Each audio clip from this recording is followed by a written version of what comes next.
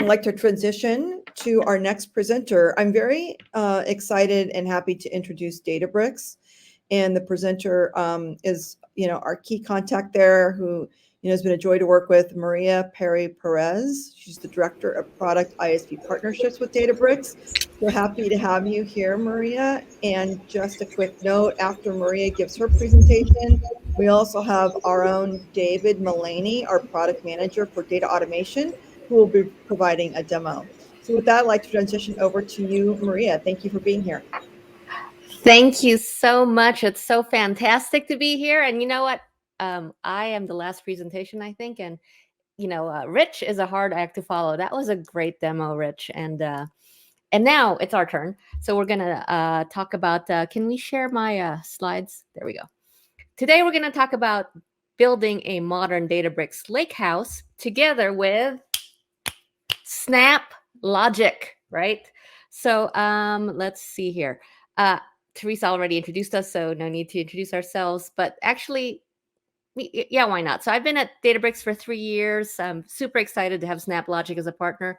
David, do you want to introduce yourself? Yeah, I'm David Melanie. I'm a product manager here at SnapLogic, heading our data automation story, and I'm excited to talk about how you can get data in the Databricks. And Maria's going to tell us about all the cool things you can do with their platform as well. Yes, Databricks and SnapLogic. So, all right. So the agenda, we're going to talk about who is Databricks real quickly for those of you who do not know who we are. Then we're going to talk about the value that the SnapLogic Databricks partnership brings to you. And then David's going to show a really cool demo as well. So Databricks, in a nutshell, who is Databricks? We are the data and AI company. We were founded on a vision, is that we want to help data teams solve all kinds of data problems, whether it's simple problems like how do I sell more pink sweaters, and tough problems like how do I find a cure for COVID or a vaccine, right? So how we were founded was a bunch of Berkeley students, PhD students, and professors started the company. They were, kind of hippies, very bright-eyed PhD students and professors, and they founded Databricks with a culture of innovation and dedication to open source. So they came out with some of the most successful open source projects in the data space. So like Spark, Matei invented Spark. Matei Zaharia, one of our 9 founders. And he invented it as part of a competition that he entered because he needed a little bit of money. So, he just whipped up Spark and donated that to open source. And then, of course, we also have, after that, Delta Lake and MLflow. So Databricks, we created the first ever, what we're calling the Lakehouse. The Lakehouse is one simple platform that unifies all of your data, all of your analytics, and all of your workloads in one place. Oh, sorry, didn't I switch slides? I'm sorry. We have over 5,000 customers across the globe using Databricks Lakehouse. And here are some of them that you can see here. We've got, uh, customers in health and life sciences, in manufacturing, automotive, retail, CPG, energy and utilities, and financial services, and some big names there. 50% of the Fortune 500 are using Databricks today. And every company really wants to become a data company, right? So, when you apply large amounts of data to even simple models, the improvement on finding an answer to that problem is exponential. And our entire focus is on helping customers apply data to whatever problem they have to solve. For example, Comcast, they use Databricks to power their Xfinity voice remote control. So I don't know if some of you have Comcast at home and you have the Xfinity voice remote control. That is powered by Databricks. And it was so great that Comcast won an Emmy award for that. I didn't realize that you could win an Emmy for technology, and Comcast won it by using Databricks. So that's totally fantastic. And So the thing is, every company, like I was saying, wants to be, data driven, right? They want to make decisions out of data. 83% of CEOs say that AI is a strategic priority. And Gartner predicts that, data and AI will generate about $4 trillion in business value in only a couple of years. But the problem is, it's very hard to get right. Gartner says that 85% of big data projects fail. And then there's a report published by VentureBeat that said that 87% of data science projects never make it into productions. So while some companies are having success, a lot of them are still struggling. And why do they struggle? Well, the challenge starts with the architecture, right? You need to build 4 different stacks to handle all of your data workloads. They're very different technologies, and for the most part, they're difficult to get working together. And this architectural complexity is made more difficult by the overall ecosystem. There's hundreds, tons of different thousands of different tools to power each architecture. You have to connect all of these tools. And just look at just one of the stacks alone. In the data warehousing stack, you're often having to deal with proprietary data formats. And if you want to enable advanced use cases, you have to move the data across the stacks, right? So you have to move the data from Snowflake to Redshift or to BigQuery. It ends up becoming super expensive and resource intensive to manage. And all of this complexity is felt by your data teams. Because the data teams are siloed, right? The teams have become siloed too, right? Communication slows down because everyone has their own set of data, and that hinders innovation and speed. Different teams often end up with different versions of the truth.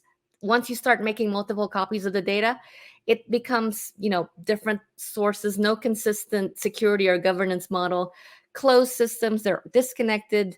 It's not very productive for the data teams to work because they're siloed in the different organizations. So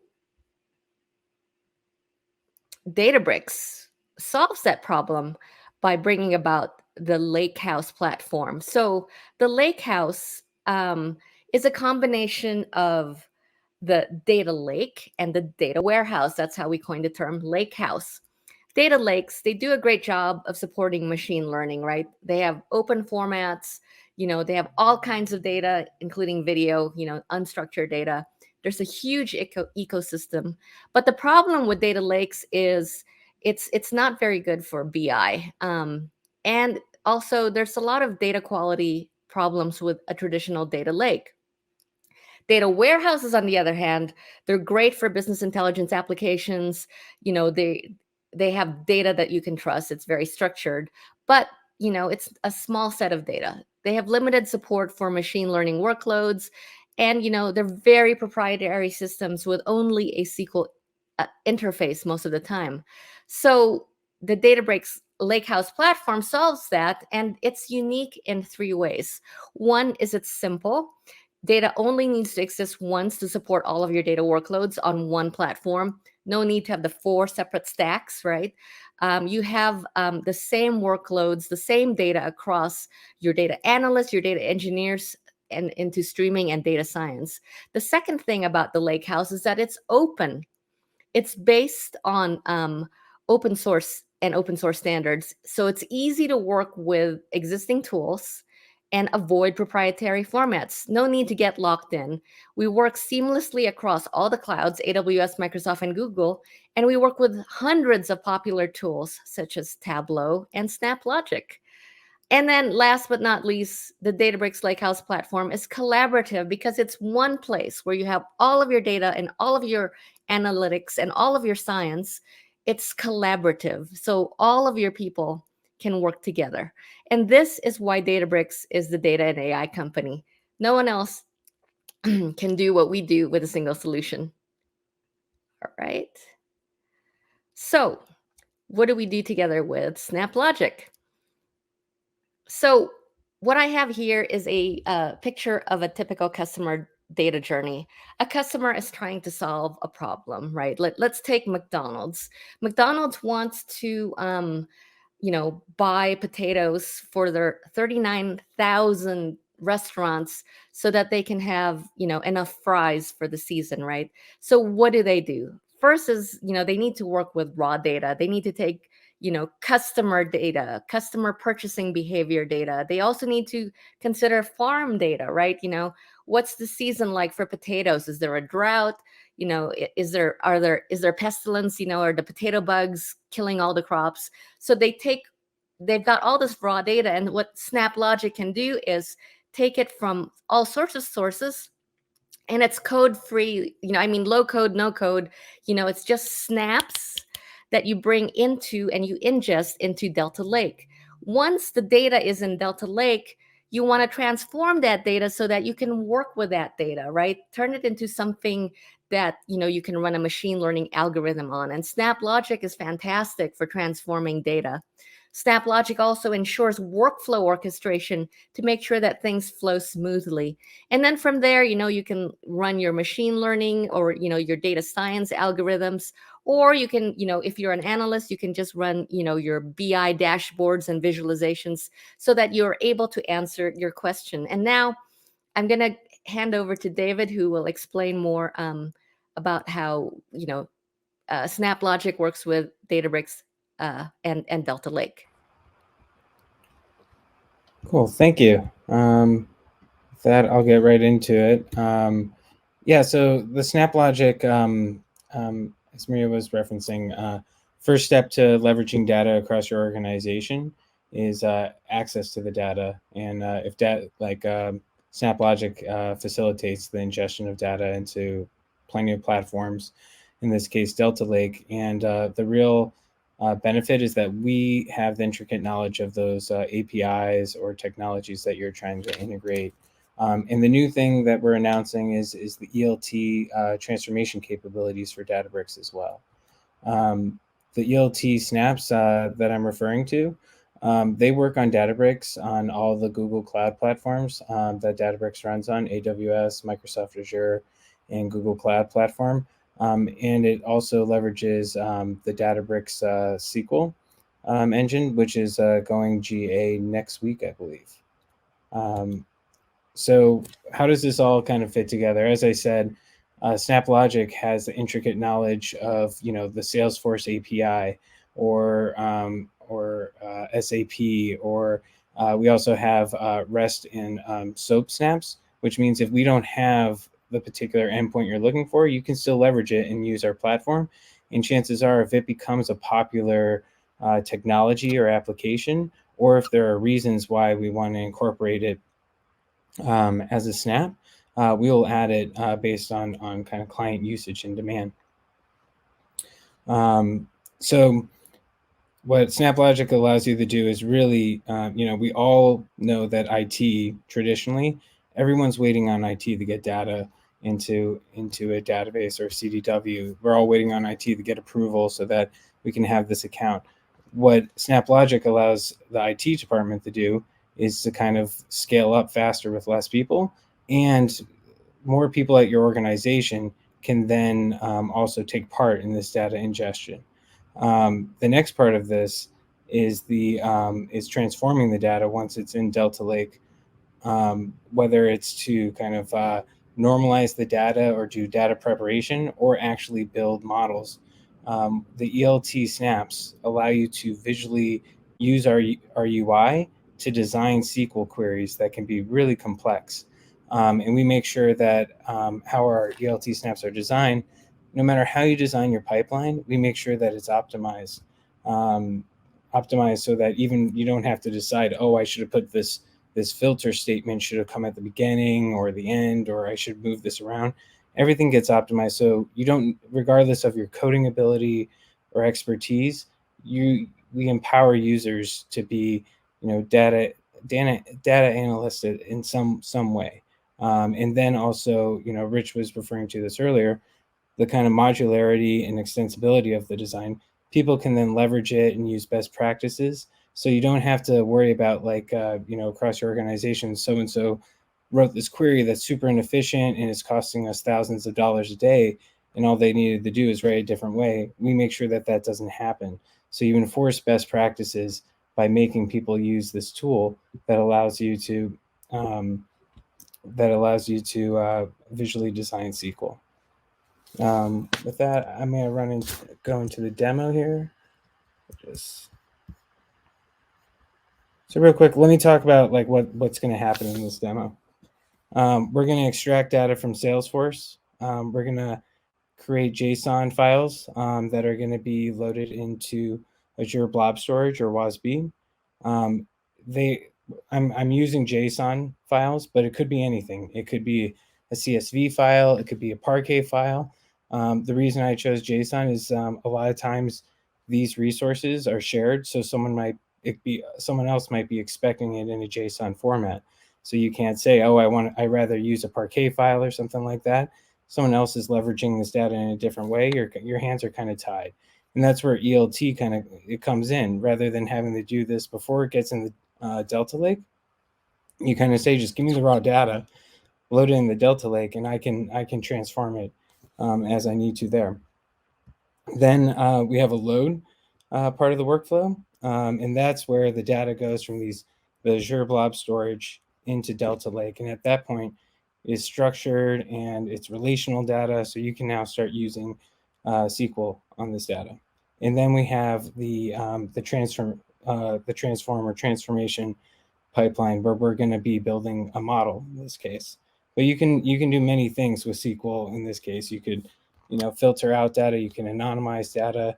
The world is your oyster. Whatever you can do in SQL, we can do. And I should mention before I forget that it is a UI, but we also you basically always have the option to say, I just want to execute raw SQL. And we have a SQL execute snap that allows you to execute raw SQL. So if you prefer the use code, or if there's a code snippet that someone has used, you can still use it in our platform. And then you can actually build on top of that if you want to. And the other thing I'll mention now is that these are pipe execute snaps, which call another pipeline. So we've designed this, and it's up to you how you want to design it. Like, you can orchestrate it into different pieces so that all these different things kind of happen sequentially. In this case, I'm using a storage integration, because this kind of represents a full refresh, if you will, because I'm pulling all of the Salesforce data. And because that could be a lot of data, it's more efficient to do it from a file ingest than it is to do something like a JDBC connection. But you can use our snaps, and what I probably won't cover during this demo, because there's so much to this, is looking at the Salesforce snaps that we have. See, we have everything under the sun. So anything you really want to do with the data, you can design it. And one of our most popular snaps recently is the Salesforce subscriber snap, which leverages a Salesforce CDC product. So you can subscribe to change events. So you no longer have to say, oh, what has changed from this date. So in my opinion, there's a full refresh. There's an incremental load that's based on a timestamp. So you say every 10 minutes, check for new data and pull it. That's kind of a long pull, but CDC is really what most people want, so that anytime data is updated in Salesforce, it gets pushed to the data storage system you're using. So jumping into this pipeline, you'll see here that this is what I was just showing. And if I hover over this, you can see each of the pipelines that are being run here. And if I first cover, yes, this is the ingesting data into WASB storage. You'll see here, I have one of these Salesforce snaps. And you can see, just like I said, what I like about SnapLogic is I think you get the best of both worlds, an automatic car and a manual transmission. So, the version of the Salesforce API, we give you the recommended version. But if you have a feature that is in the beta version that you want to use, or if something broke when you're on the latest API, you can always go back and use an older one. So it's up to you. And you'll see that across our system as you use it, that there's kind of that idea of, here's the automatic way, but if you have something special, we facilitate that too. And looking in here, this is something that I did before the data was ingested. If we look closely at the data that's coming in from Salesforce, we have some nested JSON objects, which isn't good for data analytics. So here you'll see the billing address is nested. What I've done here is I've actually flattened out the JSON so it can easily be ingested into a database and then used for analytics. Yeah, and later on, I'm going to show some things that I have to do to use this data. And you're given choices about whether or not you really want to do it in ELT fashion or ETL fashion. And it all depends on your workflow and then your organization's workflow. What SnapLogic does, especially with Databricks as like the platform we're leveraging, is we give you the option to figure it out like any way you want. And so you can actually, if you run into a roadblock, you can fix it on the ELT side and update your SQL, and you can still build your model. And then if you need to go back and update the data and how it's written to Delta Lake, you can also do that. So here you'll see I got accounts data, user role, and then opportunities data. Like I said, this opportunities data that I'm pulling is writing to a new table. And I'll show you, that will come up later. So this is one of our ELT snaps. These snaps, let me just jump right into the snap. So if I go into the account, you'll see we have a bunch of different CDWs are supported in the ELT snaps, including Databricks. We give users the option, like I said, to automatically download the JDBC driver. But if you have a feature, if something's wrong, you can unselect this and manually upload your driver. We also support token-based authentication, as well as user and password authentication as well. And you'll see here, I've added a DBFS folder path. This will be used later in order to pull these files in and write them to relational tables. Looking at the settings here, I just want to point out throughout these snaps, we have suggest capabilities, so you don't have to. I always hate using two different platforms and trying to integrate between the two.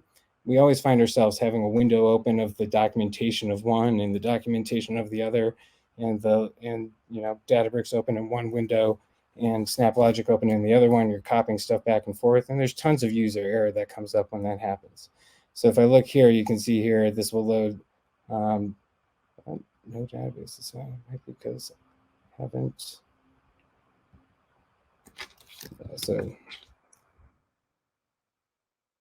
the suggest capability should give you a full list of all the tables that are in this database. I think no databases were found because there's only one called demo. And then we also have the option, also in this case, we're loading data, and these are the columns we're loading. If you use all of the different CDWs that are out there, Snowflake, Databricks, Redshift, you'll know that there's different data types that they support and different versions of data types. So all this suggest capability is being pulled from the CDW account or Databricks account that you're using. And this is specific values that are valid for Databricks in this case. So you don't have to go back and forth between documentation, try to validate and fail. We serve this information up for you. So now this data, and also, I mean, I point this out now, but it'll be more relevant in the next step. There's this checkbox for get preview data. So at the end of every snap, there's this icon that shows up after you validate. If get preview is not selected, you'll get a preview of the SQL that results from the query, but you will not see a set of sample data, which when you're designing SQL, it's very useful to be able to look back and see what data is being pulled in. So here, I now have tables being loaded into Delta Lake for user data, and this is opportunities data. And here I have a simple model, just so people can easily view it. This model is going to select data and then eventually aggregate it. And looking at that preview data, you can see I purposely kind of, I put in some stuff that'll be hard to aggregate on because I have a dollar symbol here and a comma. And this is now saved as a string.